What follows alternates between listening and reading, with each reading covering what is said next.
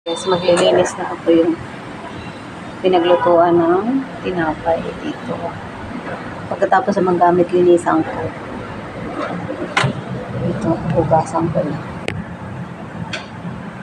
Diba? Maglinis tayo.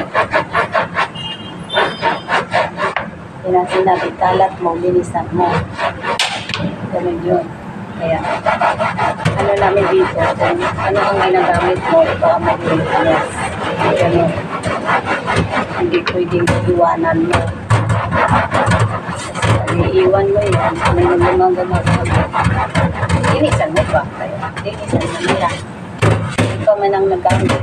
Linisan mo talaga. Ganun kami dito. Kailangan ginamit ka, linisan mo. Para yung may gumamit na susunod, malinis. Tapos pag siya naman magamit, linisan din niya. Ganun lang.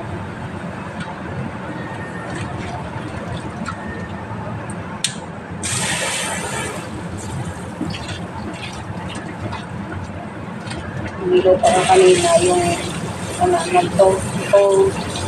nag-init ako ng tinapay. Sandwich ang kinain ng anak ko. Dito ko siya inuwi. Ang inano ko doon, cheese. Tsaka burger stick. Burger. Yan, dyan ko rin dito ko rin i-order siya. Mistik.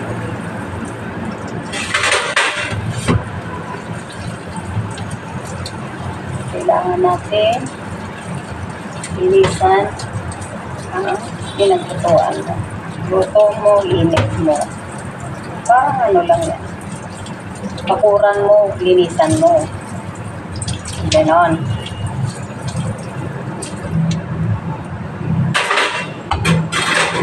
Dito mo na ilagay para matuyo siya. Pag natuyo na siya, balik mo lang.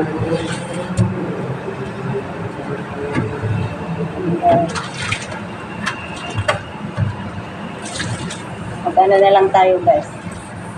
Mag-video vlog na lang tayo kaysa mga chismis na wala namang kapulusan ng mga chismis. Mag-vlog ka na lang.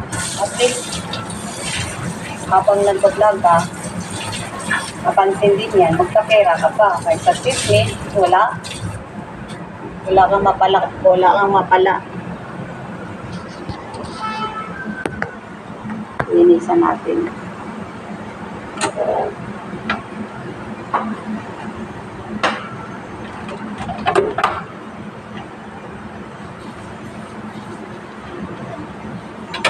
Linisan natin yung loob para pag gumamit ulit tayo, malinis.